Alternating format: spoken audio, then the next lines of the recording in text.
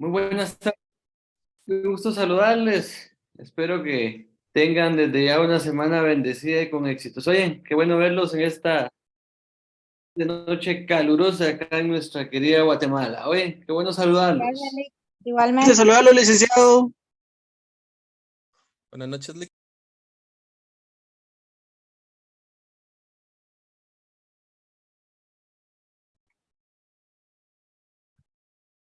A los oye, mis amigos. Fíjense que por ahí les...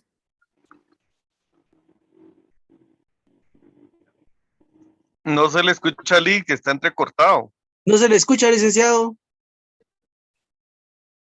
Antes solo eran pequeñas pausas, pero esta vez sí se fue por bastante tiempo.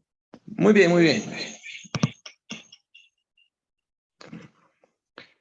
Bueno, entonces aquí creo que ya estamos mejor, ¿verdad?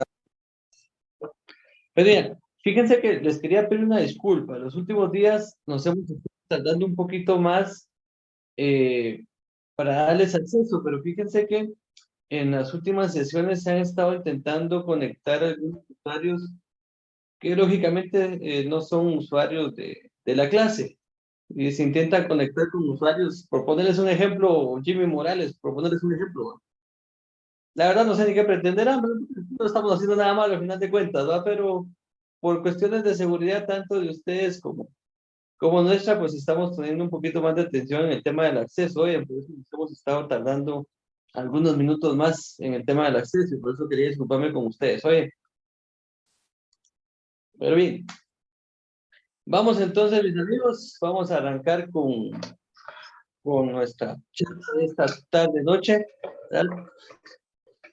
Hoy vamos a platicar de un temita, bueno, de varios temas, son tres instituciones muy importantes las que vamos a, a platicar el día de hoy, ¿verdad? Vamos a platicar el día de hoy. Y quiero que por favor nos ubiquemos en el material que les distribuimos al inicio, ¿verdad, mis amigos? El material de cursos libres. Que dicho sea de paso, ya lo vamos a actualizar también, oye, por ahí les vamos a hacer llegar ya la última versión. Este fue realmente un ejercicio que realizamos, ¿verdad? Un ejercicio que realizamos ya hace algunos años, cuando este servidor de ustedes tuvo a bien empezar a dar clases en el programa de cursos libres universitarios de rectoría, ya por el 2014-15. No sé si alguna vez ustedes tuvieron la oportunidad de participar en estos cursos. Creo que todavía se desarrollan, no estoy muy seguro de ello.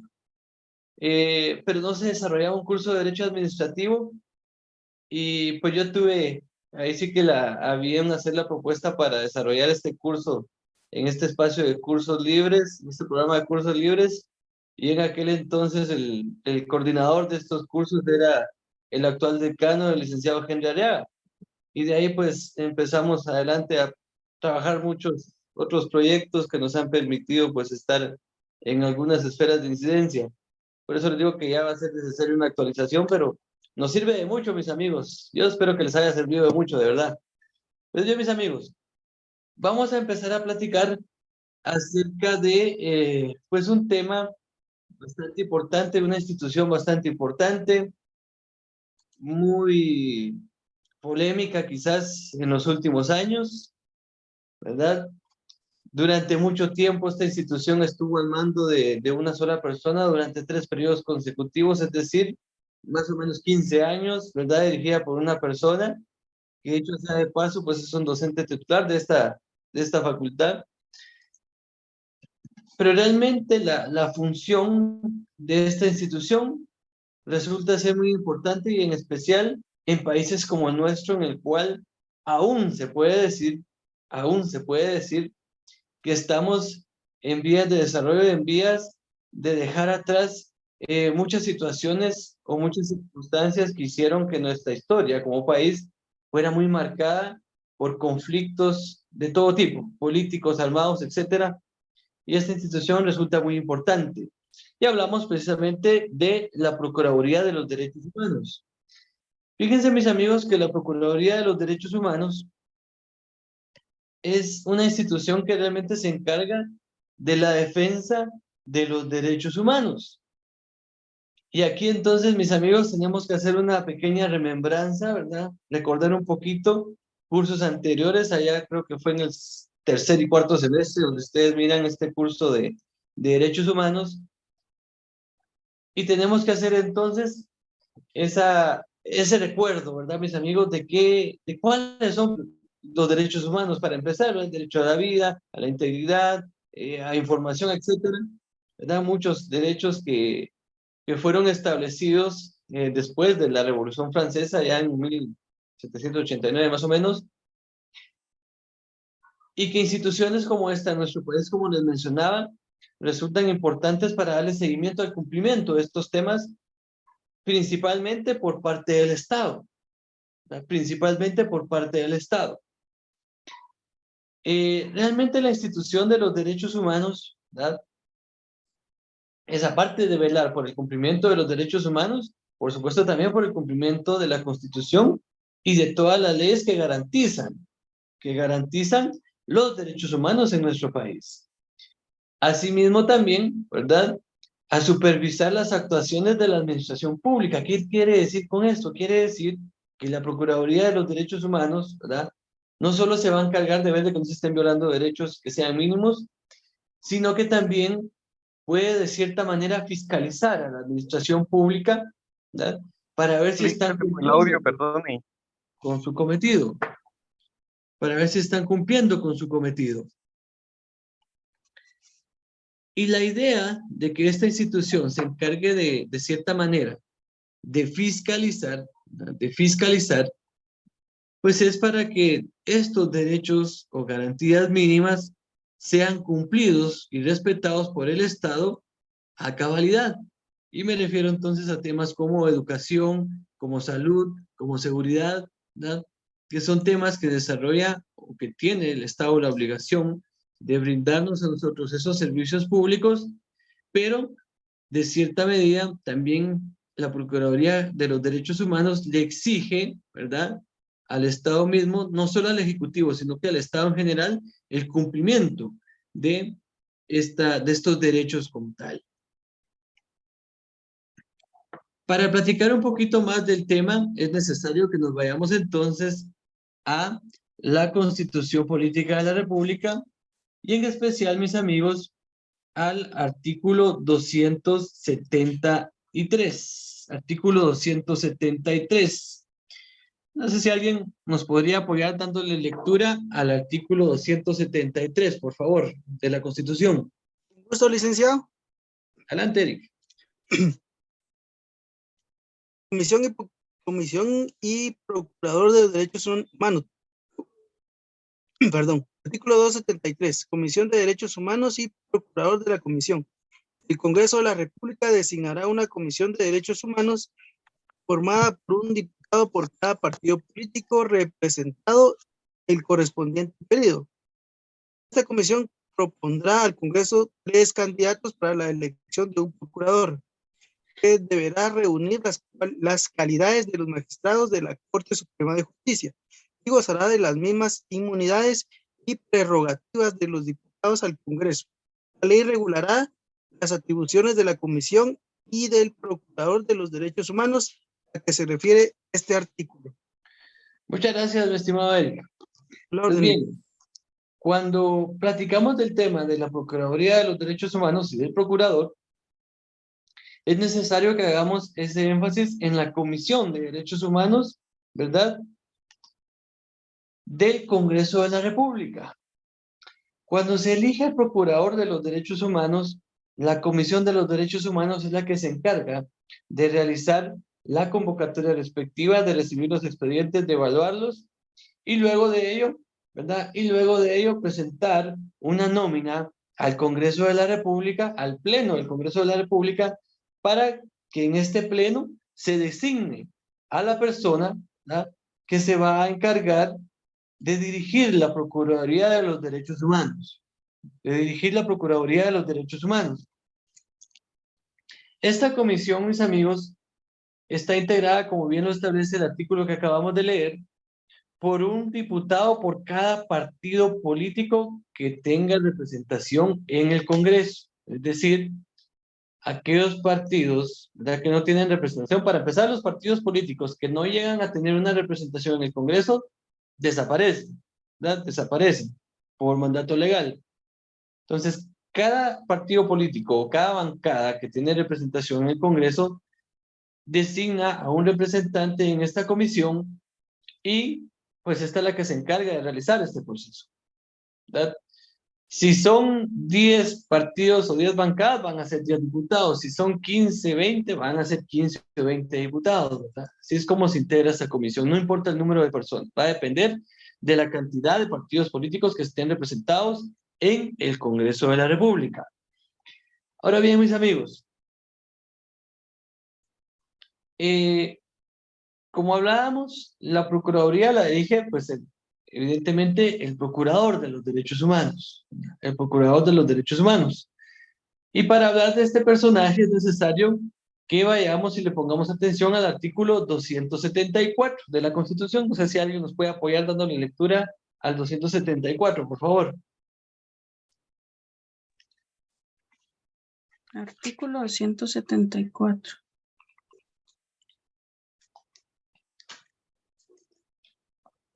Adelante, Enea.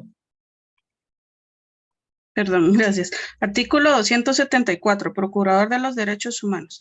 El Procurador de los Derechos Humanos es un comisionado del Congreso de la República para la defensa de los derechos humanos que la Constitución garantiza. Tendrá facultades de supervisar la administración, ejercerá su cargo por un periodo de 5 años y rendirá informe anual al Pleno del Congreso, con el que se relacionará a través de la Comisión de Derechos Humanos. Muchas gracias, Nea. Bien, acá entonces, mis amigos, ya empezamos a pues ver algunos aspectos o algunos requisitos mínimos para poder optar al puesto o al cargo de Procurador de los Derechos Humanos, ¿verdad? Para empezar, como bien lo establece el artículo 274, el Procurador resulta ser un comisionado del Congreso de la República, ¿verdad? Es un comisionado, es decir, el Congreso de la República le designa la función de esa fiscalización y de, pues, dar seguimiento al cumplimiento de los derechos humanos, ¿verdad?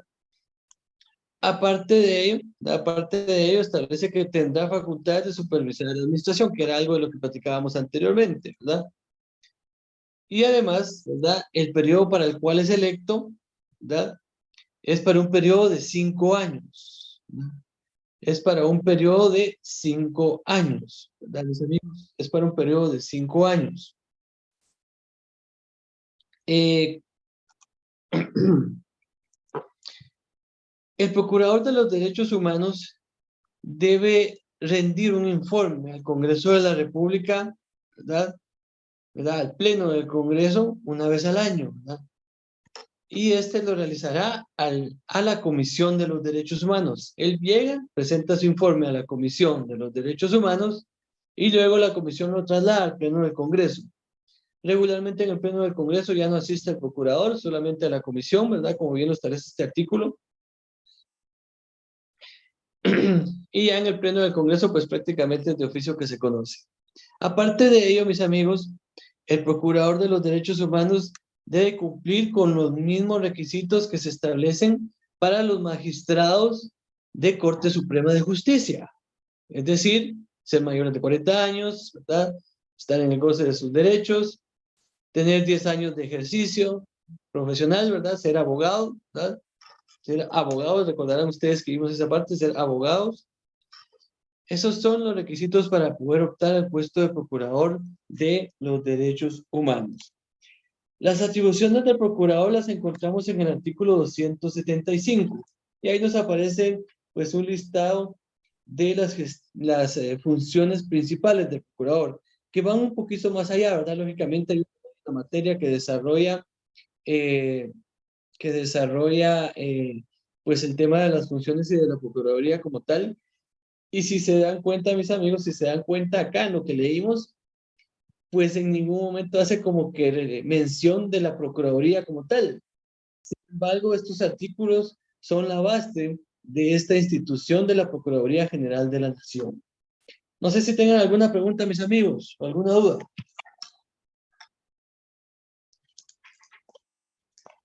Oh, claro, Lee.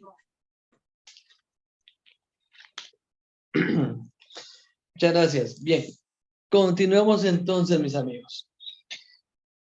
El siguiente tema o la siguiente institución es una institución que en estos días, pues lógicamente, está pues en todos los medios de comunicación, ¿verdad, mis amigos? En absolutamente todos los medios de comunicación aparece esta institución todos los días, ¿verdad? Todos los días, mis amigos, está apareciendo esta institución. Y me refiero al Tribunal Supremo Electoral, ¿verdad? Al Tribunal Supremo Electoral. El Tribunal Supremo Electoral, mis amigos, es una institución que se encarga de velar por todo lo relativo al régimen electoral de nuestro país. ¿Verdad? Todo lo relativo al régimen electoral de nuestro país. ¿Verdad? Es una institución independiente a todos los organismos del Estado, ¿verdad? No está supeditado a ninguno, ¿verdad? No está supeditado a ningún organismo del Estado, ¿verdad? Y en estos tiempos de procesos electorales, son los que se encargan de todo el proceso, desde la convocatoria a las elecciones hasta el cierre del proceso electoral, que el cierre del proceso electoral no se da en la segunda vuelta electoral como la mayoría piensa, ¿no? Realmente el proceso electoral se termina cerrando más o menos en marzo del próximo año, después de que se han resuelto un montón de impugnaciones, etcétera. Recordarán ustedes que todo lo que sucede, no sé si ustedes han tenido la oportunidad de participar alguna vez como fiscales o algo así en algún centro de votaciones, todo lo que pasa en los centros de votaciones llega a conocimiento del Tribunal Supremo Electoral y ellos se encargan de resolver todo eso y eso le lleva pues algún tiempo posterior a las elecciones como tal, ¿verdad? Posterior a las elecciones como tal. Luego del proceso electoral, pues el Tribunal Supremo Electoral se encarga de desarrollar funciones un poquito más de extensión, es decir, de hacer de más conocimiento de todos los guatemaltecos del tema electoral, de cómo se trabajan los procesos electorales, capacitaciones, etc. De eso se encarga el Tribunal Supremo Electoral, ¿verdad? De eso se encarga. Y para hablar un poquito de ello, es necesario, ¿verdad?, que hagamos una referencia al artículo 223, ¿verdad? El artículo 223 de la Constitución. En la Constitución, ahorita nos vamos a dar cuenta de algo muy importante, y quiero que nos vayamos al artículo 223 de la Constitución. No sé si alguien nos puede apoyar dándole lectura a los primeros dos párrafos, por favor, del artículo 223. A los primeros dos párrafos. Con gusto, licenciado. Adelante, Laura. Artículo 223. Libertad de formación y funcionamiento de las organizaciones políticas. El Estado garantiza la libre formación y funcionamiento de las organizaciones políticas y solo tendrá las limitaciones que esta Constitución y la ley determinen. Todo lo relativo al ejercicio del sufragio, los derechos políticos, organizaciones políticas, autoridades y órganos electorales y procesos electoral será regulado por la ley constitucional de la materia. Muchas gracias, Laura, muy amable. Pues bien, mis amigos, si ustedes se dan cuenta, este capítulo de la Constitución se llama régimen político electoral y realmente no lo desarrolla la Constitución como desarrolla otros capítulos o otros temas como el organismo ejecutivo, el organismo judicial o el organismo legislativo o la Contraloría o otras instituciones que hemos visto en las últimas sesiones. Si se dan cuenta, es un artículo nada más, con 3 párrafos, que hace referencia a todo este tema de autoridades y régimen electoral. Y fíjense, mis amigos, que esto se dio porque en 1985, cuando se empezó a crear la Constitución, etcétera, y ya estaba llegando la fecha límite para que la Constitución fuera presentada, ¿verdad?, a los constituyentes no les dio mucho tiempo de desarrollar dentro de la Constitución este tema de la materia electoral. Y por consiguiente, y por consiguiente, lo único que hicieron fue que le dieron vigencia a una ley electoral que ya estaba establecida con algunos matices que le modificaron, y por ello es de que la ley electoral y de partidos políticos tiene un rango de constitucional, porque la misma Asamblea Nacional Constituyente solo modificó algunos artículos y con ello le dio vida a esta ley con un rango constitucional. Y por ello es de que en la Constitución como tal no encontramos desarrollado este tema como nosotros esperaríamos, ¿verdad? Como se ha desarrollado otras instituciones, ¿verdad? Entonces, por ello es que es necesario que si nos vayamos un poquito más a la ley electoral de partidos políticos. Yo sé que ahorita ustedes quizás no la tengan por ahí a la mano, entonces yo les voy a hacer remembranza de los artículos a los cuales les vamos a poner atención.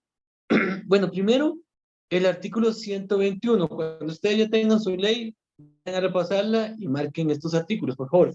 El artículo 121 de la ley electoral y de partidos políticos, ¿verdad?, nos establece lo siguiente.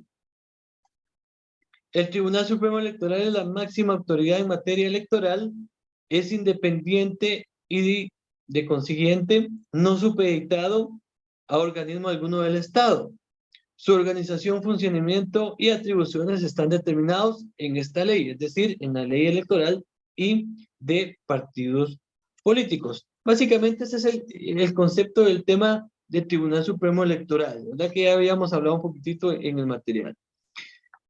Y luego, algo que es importante para efectos de derecho administrativo, que es quizás lo que más nos interesa, es el artículo 123, mis amigos, el artículo 123. El artículo 123 establece lo siguiente. Integración. El Tribunal Supremo Electoral se integra con 5 magistrados y 5 magistrados titulares y 5 magistrados suplentes, electos por el Congreso de la República con el voto favorable de las 2/3 partes del total de sus miembros, ¿verdad? De una nómina de 40 candidatos propuesta por la Comisión de Postulación, ¿verdad? Y durarán en sus funciones 6 años. Esto es bien importante, miren mis amigos. Regularmente hemos visto que en las instituciones, ¿verdad?, que hemos conocido en sesiones anteriores, las autoridades duran en sus funciones 4 años. En la institución que vimos anteriormente, ¿verdad?, el Procurador de Derechos Humanos dura 5 años. Y ahorita, el Tribunal Supremo Electoral, que es la institución que estamos viendo, duran en sus funciones 6 años. Si se dan cuenta, hubo un cambio ahí en el tema de autoridades. Esto se dio porque originalmente había instituciones a las cuales la Asamblea Nacional Constituyente consideró dejarlos con un periodo de funciones de 5 años o de 6 años. Sin embargo, ¿verdad? Sin embargo, al final optaron por dejar por 4 años muchas instituciones o las funciones de las autoridades en muchas instituciones. Pero esto es importante que le pongan atención, mis amigos. El Procurador de los Derechos Humanos dura en funciones 5 años y los magistrados del Tribunal Supremo Electoral duran en funciones 6 años. Para todo lo demás, mis amigos, son 4 años. Para todo lo demás son 4 años. Eso anótenlo por ahí porque es muy importante, mis amigos, que no nos perdamos. Aparte de ello, pues, acá nos establece el artículo que acabamos de leer, que se integra una comisión de postulación para designar, ¿verdad?, para designar a los magistrados de este Tribunal Supremo Electoral. Por ahí en la ley encontraremos nosotros cómo se integra esta comisión de postulación también, ¿verdad? Importante el tema, hay participación, por supuesto, de los decanos, hay participación de uno de los rectores, ¿verdad? Los rectores se encargan de designar entre ellos a quién nos va a representar y este se encarga a la vez de presidir esta comisión.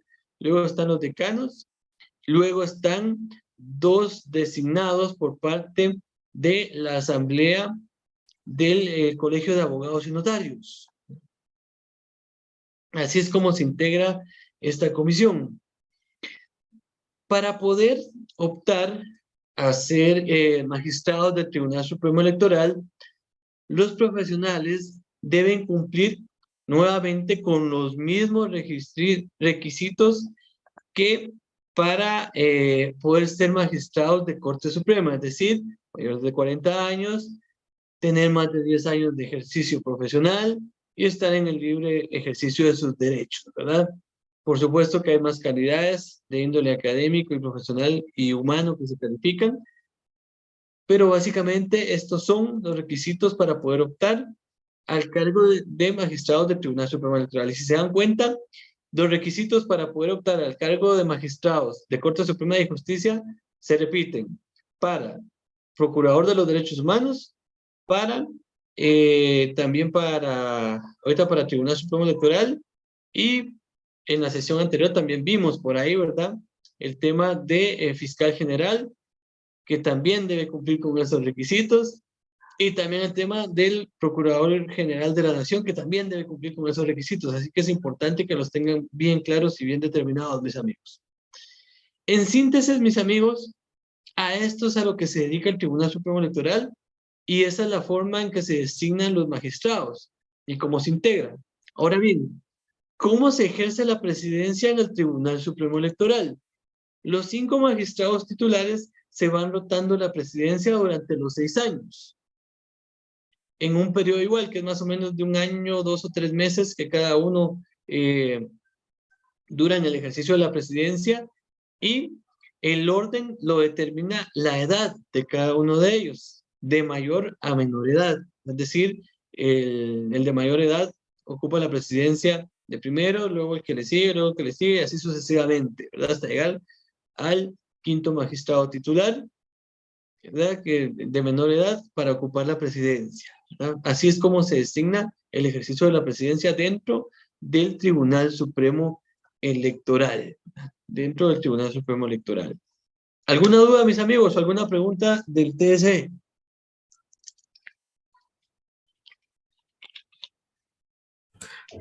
Licenciado, buenas tardes. Tengo una duda. Digamos, la Junta Electoral, digamos, donde está Distrito Central y departamentales, esos son designados por el Tribunal Supremo Electoral, pero ¿cuál es la función de ellos? La función de la Junta Electoral, bueno, sí, es correcto. Primero, es correcto. El Tribunal Supremo Electoral es el que designa a cada Junta Electoral. Recuerden de que hay varias juntas. Hay una municipal, es decir, por cada municipio. Hay una departamental, ¿verdad? Entiendo que hay una regional. Y luego, pues ya todo pasa al Tribunal Supremo Electoral. La función de ellos es encargarse del tema de la organización y ejecución de las votaciones. Y cuando existe alguna impugnación, esta impugnación, ¿verdad? Cuando existe alguna impugnación en alguna mesa, primero se le hace saber al encargado del centro de votación, luego del encargado del centro de votación a la Junta Electoral Municipal, esta a la departamental, y así sucesivamente hasta que llega al Tribunal Supremo Electoral. De eso básicamente se encarga la Junta Electoral, de conocer procesos, de conocer inscripción también de candidatos, voy a hacer en el tema de los municipales, de todo eso se encarga, porque realmente pues el registro de ciudadanos, imaginen ustedes, es una sola persona, el registrador, ¿verdad? Menuda tarea tendría el registro de ciudadanos para inscribir a todas las personas que quieren ser candidatos. Entonces, en todo ese tipo de actividades es que las juntas electorales colaboran para desarrollar las actividades y que las elecciones se puedan desarrollar en los tiempos establecidos por parte del Tribunal Supremo Electoral. Gracias. ¿Está ahí más claro, estimado Doni? Sí, gracias. Muy bien, mis amigos. Continuemos entonces. Ahora vamos a conocer un poquito más una institución de la cual nosotros también oímos bastante a cada rato. Tuvimos a bien conocer quizás un poquito acerca de ello o de esta institución allá en nuestro ya lejano 2º año de carrera cuando vimos Derecho Constitucional y Derecho Procesal Constitucional, ¿verdad? Y me refiero al tema de la Corte de Constitucionalidad, mis amigos.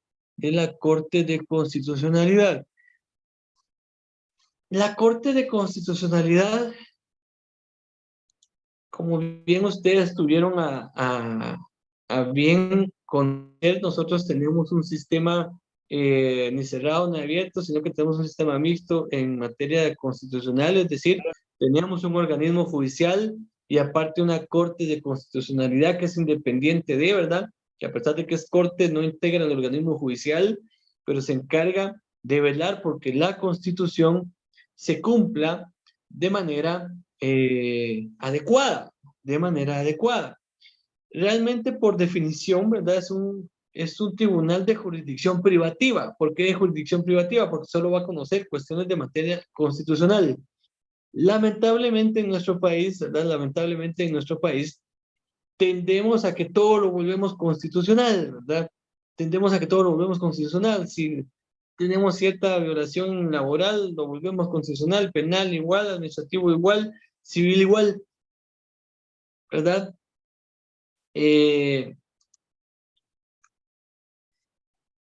Por ahí me preguntan el tema del TSD. La presidencia del TSD se rota entre los 5 magistrados titulares por 1 año, 3 meses más o menos cada uno. Y duran en sus funciones 6 años, ¿verdad? 6 años duran los magistrados en sus funciones. Pues bien, regresando al tema de la Corte de Constitucionalidad, la famosa Corte Celestial, como suele conocerse a la CC, pues platicábamos, es un órgano de jurisdicción privativa porque solo se va a encargar de conocer este tema de cuestiones constitucionales, ¿verdad? Y para platicar un poquito más acerca de ello, es necesario que nos vayamos al artículo 268 de la Constitución. Artículo 268, por favor, mis amigos. Ya casi de los últimos artículos de la Constitución. Si se dan cuenta, mis amigos, hemos visto bastante de la Constitución, pero es porque es la base del derecho administrativo, ¿verdad? Teniendo en cuenta de que el derecho administrativo es un derecho no codificado, ¿verdad? No tenemos como el Código Civil, o el Código Penal, o el Código de Trabajo, no tenemos un código en materia administrativa, y casi todo está en la Constitución, por eso es que nos basamos mucho en esta parte orgánica de la Constitución, en este curso de Derecho Administrativo 2. Pero entonces, mis amigos, vámonos al 268 de la Constitución, ¿verdad? No sé si alguien nos puede apoyar dándole lectura a este artículo, por favor. ¿Yo le puedo ayudar, licenciado? Gracias, Brenda. Artículo 268. Función esencial de la Corte de Constitucionalidad. La Corte de Constitucionalidad es un tribunal permanente de jurisdicción privativa, cuya función esencial es la defensa del orden constitucional. Actúa como tribunal colegiado con independencia de los demás órganos del Estado y ejerce funciones específicas que le asigna la Constitución y la ley de la materia. La independencia económica de la Corte de Constitucionalidad será garantizada con un porcentaje de los ingresos que correspondan al organismo judicial. Muchas gracias, Brenda. Bien. Si se dan cuenta, entonces, básicamente este artículo hace referencia a algo que ya estábamos platicando, que es un tribunal de jurisdicción privativa, ¿verdad? Cuya función esencial es la defensa del orden constitucional, ¿verdad? No depende de ningún otro organismo del Estado, ¿verdad? Es independiente del organismo ejecutivo, del organismo legislativo, del organismo judicial, es independiente de la misma Corte Suprema de Justicia, ¿verdad? ¿Cómo funciona económicamente? Dentro del presupuesto general de ingresos y egresos del Estado se le asigna un porcentaje al organismo judicial. Del presupuesto que se le asigna al organismo judicial, el 5%, si mal no recuerdo, el 5% es para el funcionamiento de la Corte de Constitucionalidad. Parecería poco, pero en realidad sí es bastante, teniendo en cuenta de que la Corte de Constitucionalidad no es tan grande, ¿verdad? No es tan grande en cuestión de personal ni físicamente como el organismo judicial, ¿verdad? No es tan grande. Entonces, realmente la Corte tiene, pues, digamos, un presupuesto bastante ad hoc para poder realizar pues sus funciones como tal, ¿verdad? Sus funciones como tal. Cuando hace referencia a la Constitución, a que las funciones de la Corte las va a desarrollar la misma Constitución, y la ley de la materia se refiere a la ley de amparo, constitucionalidad y de exhibición personal. A esa ley se refiere, que esa ley ustedes pudieron conocerla un poquito más en su curso de Derecho Procesal Constitucional, ¿verdad? Por ahí se recordarán ustedes de ese curso y por ahí vienen un poquito más de ese tema de esta ley. Sin embargo, ¿verdad? Sin embargo, hay unos aspectos que es importante que platiquemos. Primero, ¿cómo se integra la Corte de Constitucionalidad? ¿Cómo se integra la Corte de Constitucionalidad? En el artículo 269, que es el siguiente, nos establece la integración de la Corte de Constitucionalidad y nos establece que se integrará con 5 magistrados titulares, ¿verdad? Cada uno de los cuales tendrá su respectivo suplente, ¿verdad? Y cuando se conozca de asuntos de inconstitucionalidad en contra de la Corte Suprema de Justicia, del Congreso de la República, del presidente o del vicepresidente de la República, el número de sus integrantes se elevará a 7, escogiéndose los otros 2 magistrados por sorteo dentro de los suplentes, ¿verdad? Son asuntos específicos en los cuales la misma Constitución está estableciendo de que deben haber otros 2 integrantes dentro de los 5 suplentes, ¿verdad? Por sorteo, para conocer ciertos asuntos. ¿Quiénes designan a los magistrados, verdad? ¿Quiénes designan a los magistrados de la Corte de Constitucionalidad? Es decir, ¿cómo se integra la Corte? Primero, ¿verdad? Primero, ¿verdad? Designa un magistrado el Pleno de la Corte Suprema de Justicia. Es decir, los 13 magistrados que integran la Corte Suprema de Justicia se reúnen y designan a un magistrado por parte de ese Pleno. Luego, un magistrado por el Pleno del Congreso de la República. Un magistrado por parte del Pleno del Congreso de la República. ¿Y qué es el Pleno del Congreso de la República? Es la reunión de los diputados, el número suficiente para tomar una decisión, ¿verdad? Eso es el Pleno. Eso es lo que se conoce como Pleno del Congreso de la República. Luego también un magistrado propuesto por el presidente de la República en Consejo de Ministros. Ya ustedes, ya platicamos qué es el Consejo de Ministros, ¿verdad? Y si se dan cuenta aquí, hay una función también muy importante del Consejo de Ministros, ¿verdad? Que es la designación, ¿verdad? De un magistrado titular y suplente para la Corte de Constitucionalidad. Luego un magistrado por parte del Consejo Superior Universitario, por parte del Consejo Superior Universitario. Y ustedes dirán, bueno, ¿qué tiene que ver la universidad con la Corte de Constitucionalidad? Igual que un montón de lugares en donde aparece la universidad, nuestra querida universidad. Realmente, cuando se desarrollaron muchas leyes y en especial la Constitución, se pidió la opinión, ¿verdad? En muchos casos, de letrados o conocedores de la materia de la universidad, específicamente, ¿verdad? Lógicamente, de nuestra facultad.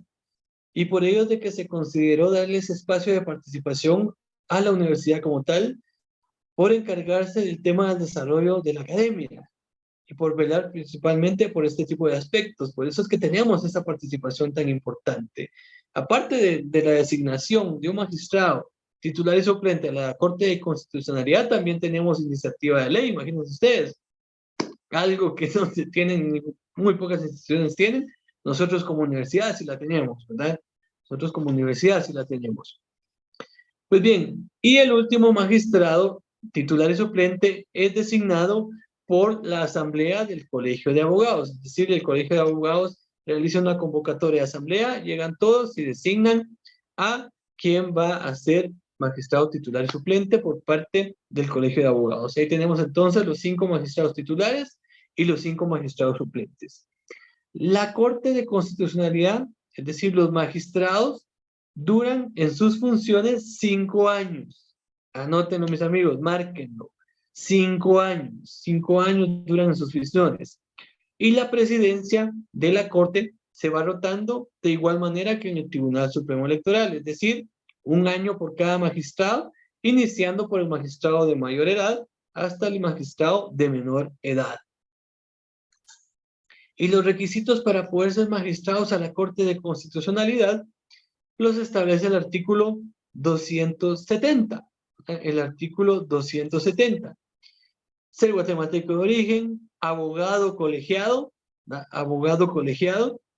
Y aquí algo bien curioso, mis amigos, porque si es abogado, en el colegio de abogados, cuando se realiza la convocatoria para designar a quién va a ser magistrado, el colegio realiza la convocatoria a nivel general, es decir, a todos los que están agremiados en el colegio. Y aquí mucho se ha dicho, ¿verdad?, de que quizás, con el respeto que se merecen las demás profesiones, quizás no deberían tener participación en esta elección. Ya será cuestión de que con el tiempo se vayan dilucidando este tipo de dudas, ¿verdad, mis amigos? Pues bien, digamos, ser de reconocida honorabilidad. Y aquí otro requisito muy especial, el cuarto, tener por lo menos 15 años de graduación profesional. 15 años de graduación profesional. Aquí ya no son 10, ¿verdad? Igual que en la Corte Suprema, igual que en Ministerio Público, igual que en Procuraduría General de la Nación, igual que en Procurador de los Derechos Humanos, ¿verdad? Igual que en Tribunal Supremo Electoral. No, aquí ya son 15 años de ejercicio profesional. Son 15 años de ejercicio profesional. Estos son los aspectos, mis amigos, que en materia de derecho administrativo nos interesan de la Corte de Constitucionalidad. El tema de sus funciones, que está en el artículo 272, pues es importante que ustedes lo lean, pero para cuestiones de derecho administrativo no las vamos a entrar a conocer tan de lleno. Ya ustedes las conocieron en su momento oportuno cuando desarrollaron sus cursos de Derecho Constitucional y de Derecho Procesal Constitucional. ¿Alguna duda, mis amigos? ¿Alguna pregunta?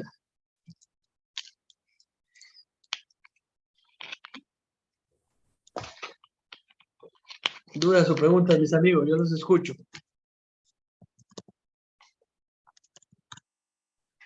Licenciado, buenas noches. Perdone, con respecto a los magistrados del Tribunal Supremo Electoral, dijo que duraba 6 años, ¿verdad? Correcto, 6 años, 6 años. Y de la Corte de Constitucionalidad, 5 años. 5 años. Miren, la idea de que los magistrados del Tribunal Supremo Electoral duren en funciones 6 años es para que puedan conocer 2 procesos electorales, ¿verdad? Uno y otro, ¿verdad? Uno y otro. Esa es la idea, que puedan llegar a conocer 2 procesos electorales. Adelante, mi estimado Fernando Villatoro. ¿Qué tal, Lick? Perdone, solo una duda, nada que ver con la cátedra, pero sí es de interés. ¿Cuándo estarán las notas? Disculpe.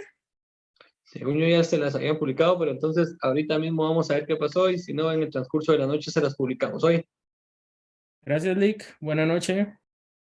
Perdón, otra consulta. Adelante. Es que mencionó de que por qué pues la USAC estaba involucrada en este caso de la Corte de Constitucionalidad y así, pero no escuché, perdón.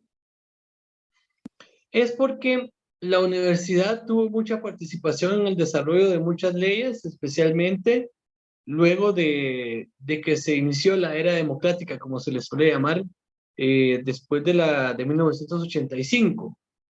Por ello de que se le dio mucha participación a la universidad y se consideró de vital importancia que siguiera participando en algunos procesos muy importantes para el país, muy importantes para el país. Gracias, mi amor. Por ahí don Sergio nos pregunta, requisitos para el Procurador de los Derechos Humanos. Bueno, lo que platicábamos, ¿verdad? Mayor de 40 años de edad, tener más de 10 años de ejercicio profesional y hallarse en el libre ejercicio de sus derechos civiles y políticos. ¿Alguien más, mis amigos? ¿Alguna otra duda?